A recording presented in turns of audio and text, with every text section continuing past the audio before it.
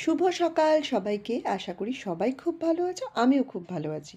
কিন্তু ভিডিওটা সম্পূর্ণ অন্যরকম হতে চলেছে, কাজেই একটু সাথে থাকতে হবে, পাশে থাকতে হবে।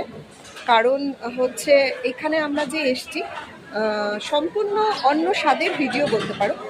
তো ভিডিওটা দেখতে থাকো, আস্তে আস্তে জানাবো কোথায় এসছি, কেন এসছি, কী কারণে।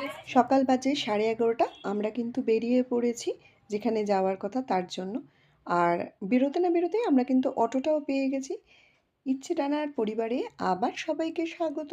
আবার দেখা হলো একটা ছোট্ট মিনি ব্লগে। চলো পুরো ব্লগটা দেখি। আমরা যখন যাচ্ছিলাম দেখলাম ওই সময়ও মানে 11:30টার সময়ও কি জ্যাম। আর দেখতেই পাচ্ছ আমরা কোথায় চলে এসেছি, আশা করি আন্দাজ করতে পেরেছো।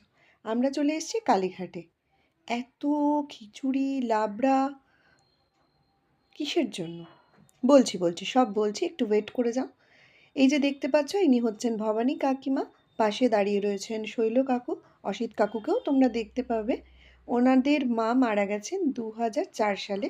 2005 সাল থেকে ওনারা এই ব্যবস্থাটা করেছেন দর্শনার্থীদের জন্য মায়ের উদ্দেশ্যে। আর এই যে এখানে রয়েছে বড় কাকিমা, পিসি, সবাই রয়েছেন। আজ 20 বছর মানে আজ বলতে এটা হচ্ছে জানুয়ারি মাসের 7 তারিখ। প্রত্যেক জানুয়ারি মাসের 7 তারিখেই আমাদের যাওয়া হয়, কিন্তু ভিডিও করা হয় না। তাই ভাবলাম এবার একটু ভিডিও করি। আর যারা বলেন না যে ছেলেরা বৃদ্ধ হওয়ার পর বাবা মাকে দেখেন না, তাদের জন্য নজির গড়েছেন এই শৈল কাকু আর হচ্ছেন অসিত কাকু।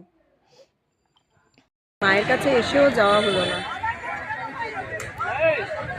বলে না মা না টানলে কিন্তু যাওয়া হয় না। দেখো দোরগোড়া থেকে ফিরে যাওয়া।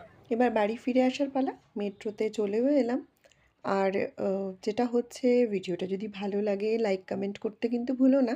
আর সবাই মোটামুটি টুকিটাকি কেনাকাটা করেছে, আর আমি একটা গিফটও পেয়ে গেছি যেটা আমার যা দিয়েছে। আবার দেখা হবে ছোট্ট একটা মিনি ব্লগে। সবাই ভালো থেকো, সুস্থ থেকো।